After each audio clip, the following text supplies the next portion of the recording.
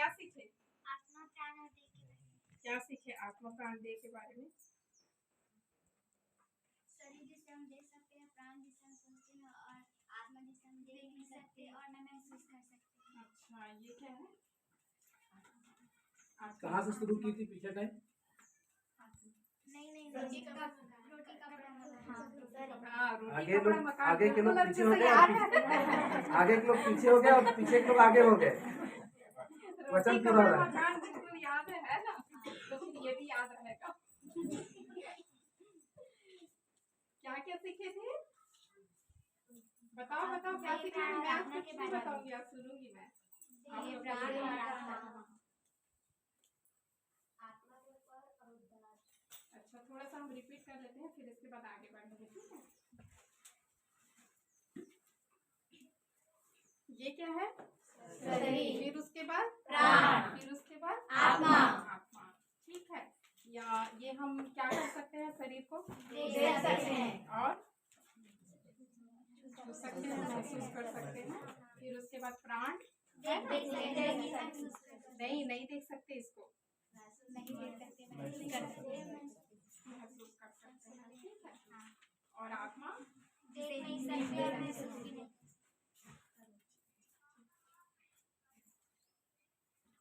यमुना 8 का 32 निकालेंगे।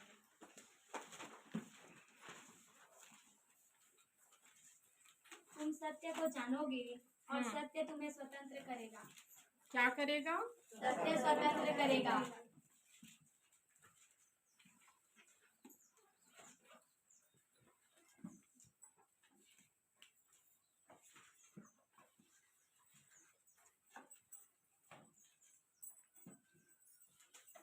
तुम सत्य को जानोगे और सत्य तुम्हें स्वतंत्र करेगा। सत्य तुम्हें क्या करेगा? स्वतंत्र करेगा। स्वतंत्र करेगा। जब आप लोग कभी गलती से झूठ बोल देते हैं, बोलते हैं कि नहीं बोलते हैं? बोलते हैं ना कि नहीं बोलते? बोल देते हैं कभी कभी, है ना? बोलना पड़ जाता है, तो उसके बाद डर लगता है कि नहीं? लगता है। फिर अगला कुछ सवाल फिर आता है, फिर और झूठ बोल देते हैं बचाने के लिए। नहीं बोलते? बोलते हैं, है ना? छुपाने के लिए फिर झूठ बोलते हैं। फिर उसके बाद फिर अगला चीज को छुपाने के लिए फिर झूठ बोलते हैं। सच बोलते हैं क्या? नहीं बोलते हैं, है ना? एक झूठ को छुपाने के लिए 100 झूठ बोलना पड़ता है, किसी ने कहा। नहीं, एक सच को छुपाने के लिए, एक सच को छुपाने के लिए 100 झूठ बोलना पड़ता है, हजारों झूठ बोल देते हैं। तो फिर ये जो झूठ है, ये क्या करता है? आपको एक बंधन में डालता है। क्या करता है? बंधन में डालता है। आप बंध जाते हैं नहीं, अगर आप झूठ बोलते जाते हैं और फंस जाते हैं सच को छुपाने के लिए। जिन्हों वाला वचन पढ़ना, रोमियो का, जो जिसका दास छत है।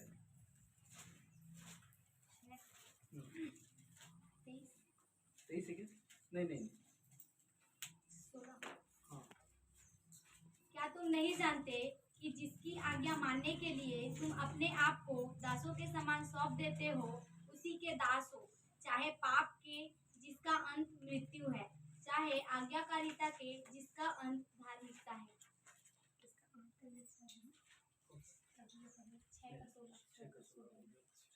हाँ, तो कैसे झूठ के ऊपर झूठ हम बोलते जाते हैं, है ना? और झूठ बोलते जाते हैं एक सच को छुपाने के लिए, फिर अगला झूठ बोलते हैं, तो कहीं ना कहीं हम ऐसे बंध जाते हैं, है ना?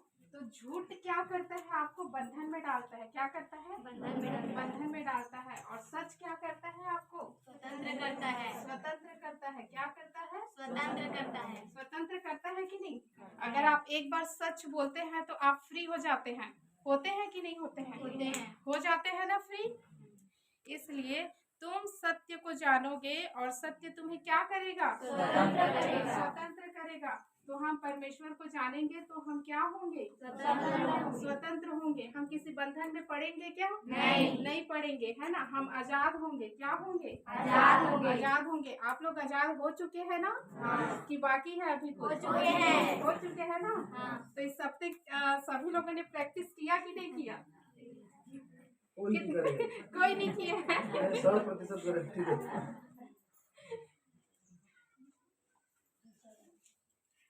अब और देखो, यमुना 7:38।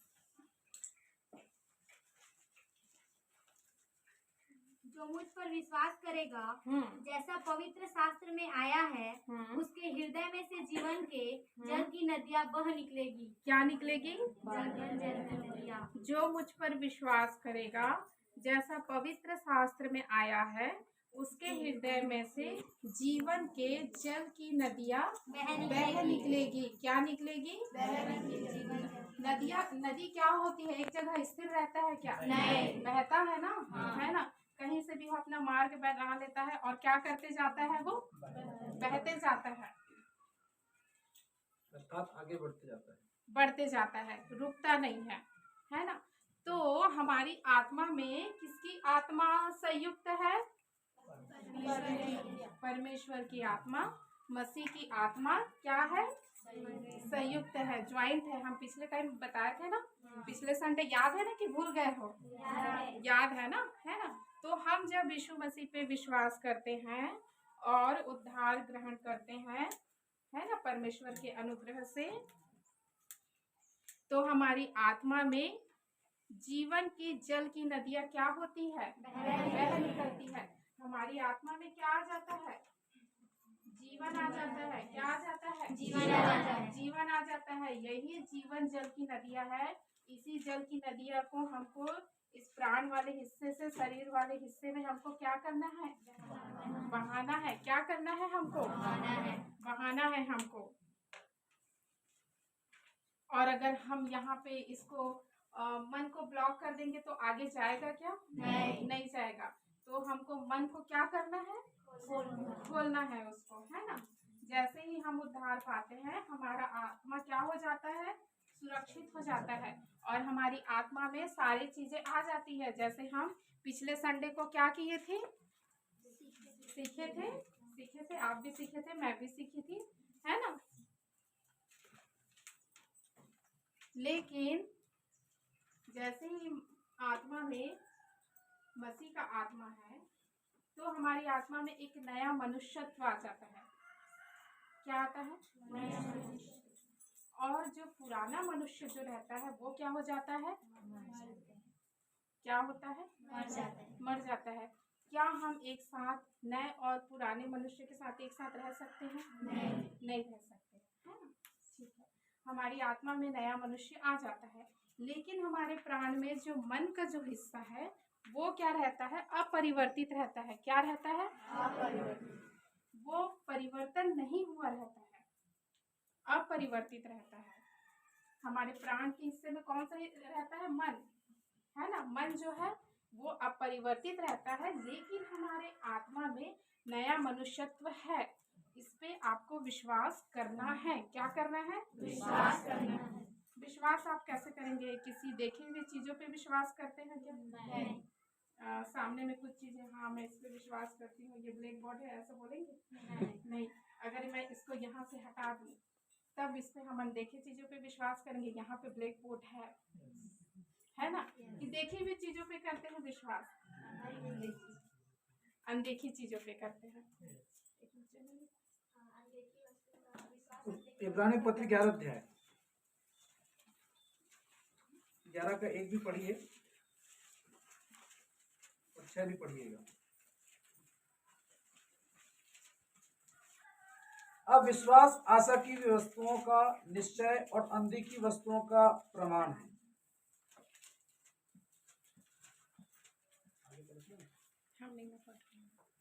अब विश्वास आशा की हुई वस्तुओं का निश्चय और अनदेखी वस्तुओं का क्या है? प्रमाण है।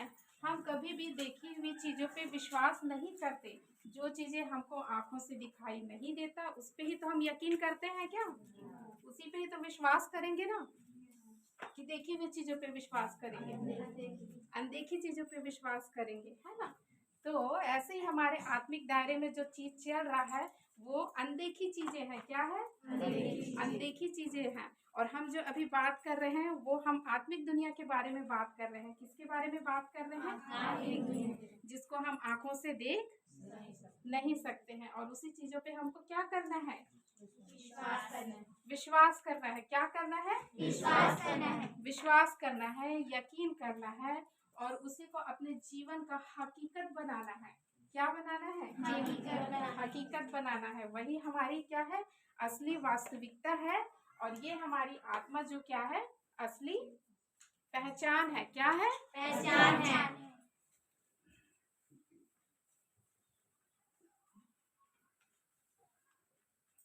और हम परमेश्वर को कैसे प्रसन्न कर सकते हैं? विश्वास करके। जैसे इसी का ही देखो, इब्रानियों 11:6 पढ़ना इसको। और विश्वास बिना उसे प्रसन्न करना अनहोना है, क्योंकि परमेश्वर के पास आने वाले को विश्वास करना चाहिए कि वह है और अपने खोजने वालों को प्रतिफल देता है ना? तो हम परमेश्वर को कैसे प्रसन्न करेंगे? विश्वास करके प्रसन्न करेंगे। हाँ, जब नूह के बारे में आप लोग पढ़े हो ना, है ना? नूह से जब अंबागढ़ चौकी के उस पार एक जगह है, वहाँ का रहने वाला जानते हैं क्या? नूह से जब परमेश्वर का क्या होता है? बातचीत होता है। क्या होता है? बातचीत होता है। ठीक है, आप लोग को मैं समझने के लिए बता रही हूँ एकदम आराम से, इजी शब्दों में। तो परमेश्वर जो है नूह को एक जहाज बनाने के लिए बोलता है। ठीक है, उसका साइज और उसका माप, उसको पूरा डिटेल में पूरा बताता है कि तुमको ऐसा ऐसा बनाना है। ठीक है ना? और इसके बाद इतने दिनों के बाद में जल प्रलय आएगा। ये चीजें उसको पूरा वर्णन कर देता है परमेश्वर। किसको? नूह को कर देता है।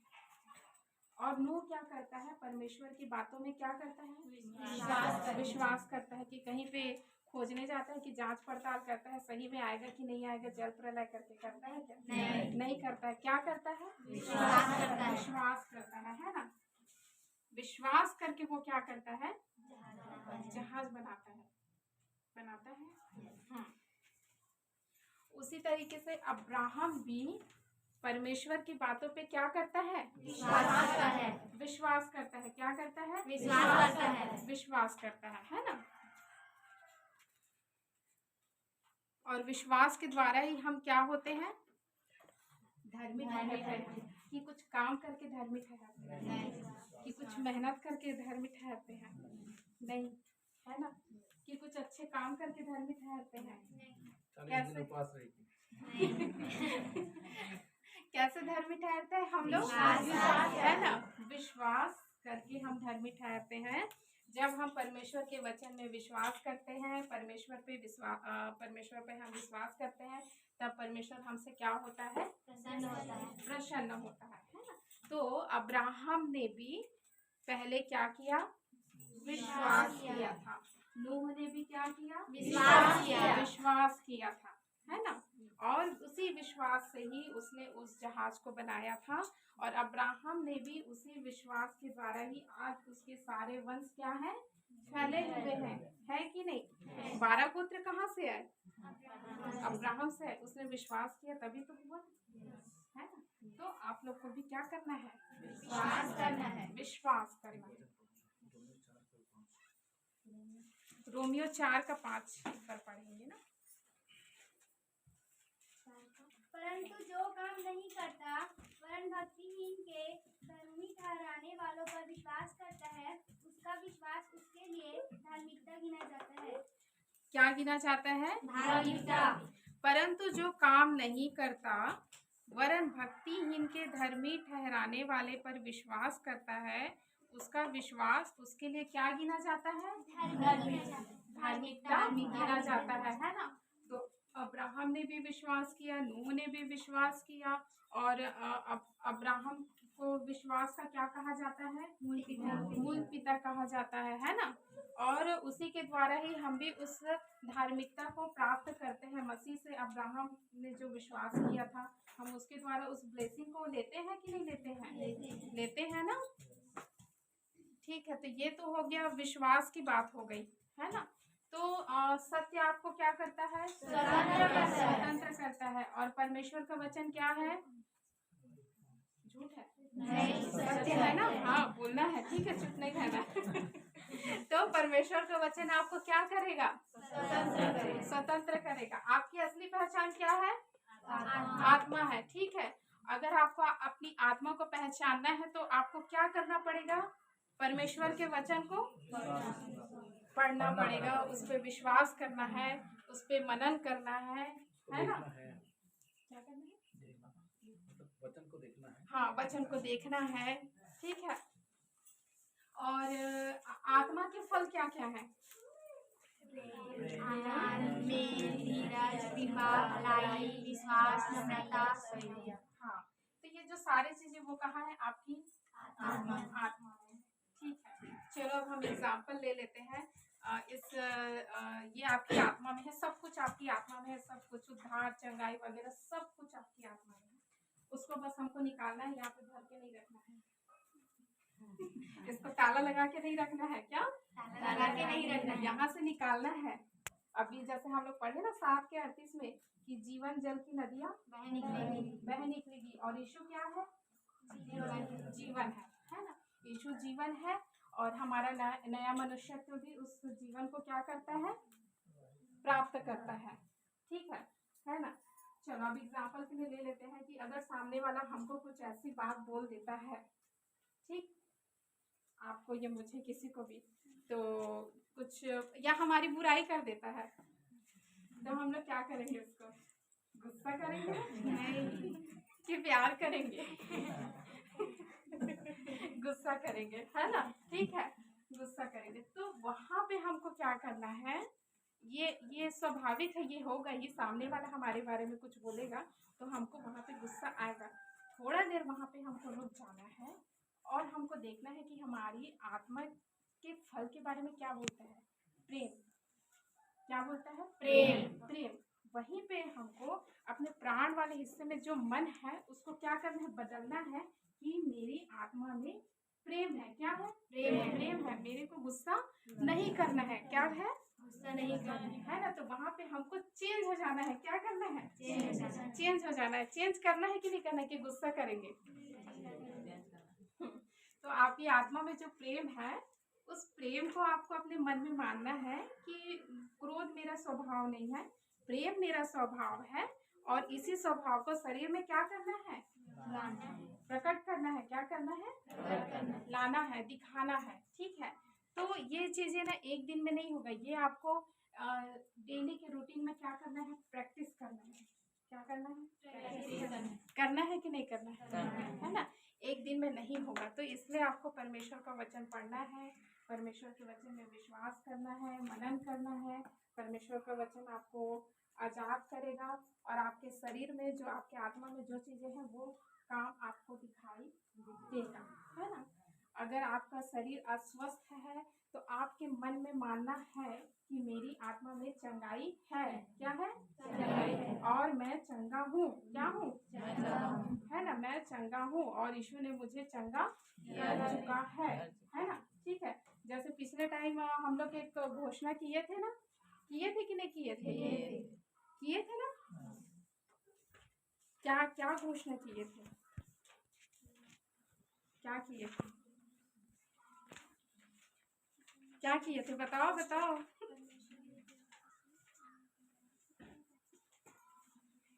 चलो एक बार फिर से करते हैं इसको, ठीक है? सब कोई मेरे साथ बोलेंगे, मुझे इससे कोई फर्क नहीं पड़ता, मुझे इससे कोई फर्क नहीं पड़ता कि चीजें कैसी दिखती है, कि चीजें कैसी दिखती है। मैं जानती हूँ कि मैं उस पुराने पापी स्वभाव के लिए मृत हूँ जिसने मुझे एक समय में संचालित किया। वह चीज यीशु के साथ मृत्यु हो गई है और अब यह जा चुकी है। मेरे भीतर अब मेरे पास एक बिल्कुल नवीन धर्मी प्रवृत्ति है और मैं इस पुरानी प्रवृत्ति को आगे को समर्पित होने